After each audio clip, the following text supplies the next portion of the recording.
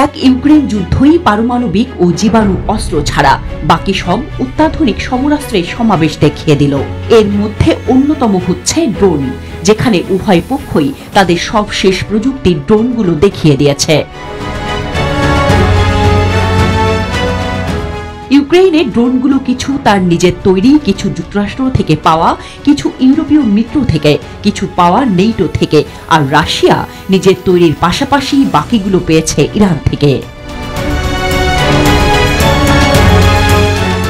সে যাই হোক, ইরানের পরমাণু কর্মসূচি ঠেকাতে মধ্যপ্রাচ্যে সামরিকভাবে ব্যাপক তৎপর যুক্তরাষ্ট্র। ইরান নিজে এসবের মৌখিক জবাব দিচ্ছে, সামরিকভাবে জবাব দিতেও প্রস্তুত। এমনিতেই ভূমধ্য সাগরে অবস্থিত মার্কিন বিমানবাহী রণতরী এবং ইসরায়েলের ভূখণ্ডে প্রায় প্রতিদিনই অন্যান্য ক্ষেপণাস্ত্রের পাশাপাশি ড্রোন হামলা চালাচ্ছে ইরান সমর্থিত হুথি বাহিনী। এইসব কিছু বিবেচনা করে যুক্তরাষ্ট্র তার আরেকটি ভেলকি দেখালো। দেশটির ক্যালিফোর্নিয়ার টরেন্সে অবস্থিত প্রতিরক্ষা প্রযুক্তি স্টার্টআপ অ্যাপিরাস ইনকর্পোরেটেড একটি উচ্চ শক্তির মাইক্রোওয়েভ বা HPM ব্যবস্থা উন্মোচন করেছে। এটির সাহায্যে চালকবিহীন আকাশযান অর্থাৎ UAVর একটি ঝাঁককে একেবারে ধ্বংস করা যায়। এর নাম দেয়া হয়েছে লিওনাইডাস সিস্টেম। HPM ব্যবস্থা অনেকটা এক ঢিলে অনেকগুলো পাখি মারার মতো।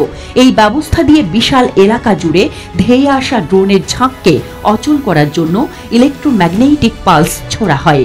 সমরবিদরা বলছেন যে ড্রোন আক্রমণ মোকাবেলায় এই ব্যবস্থা যুক্তরাষ্ট্রের জন্য ভালো সম্বল হতে পারে। আধুনিক যুদ্ধে ড্রোন হামলা প্রতিপক্ষের জন্য ভয়াবহ চ্যালেঞ্জ হয়ে উঠছে।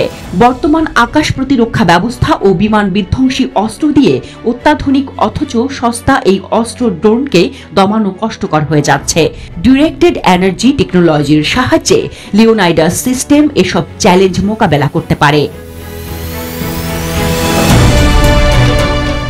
সিস্টেমটির নামকরণও বেশ রাজনৈতিক। প্রাচীন গ্রিসের স্পার্টান রাজা কিংবদন্তি লিওনাইডাসের নামে এর নাম রাখা হয়েছে। পারস্যের রাজা জার্জিসের আগ্রাসনের বিরুদ্ধে তার প্রতিরোধ ইতিহাসে বিখ্যাত হয়ে আছে।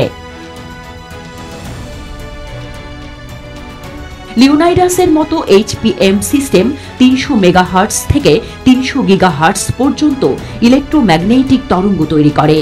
এই তীব্র শক্তির মাইক্রোওয়েভ ড্রোনে থাকা ইলেকট্রনিক সার্কিটকে পুড়িয়ে অচল করে দিতে পারে। বড় এলাকা জুড়ে শক্তিশালী তাণ্ডব চালাতে সক্ষম এই ব্যবস্থা তার তরঙ্গের ধাক্কায় একসঙ্গে কয়েক ডজন বা কয়েকশো ড্রোনকে বিকল করে দিতে পারে।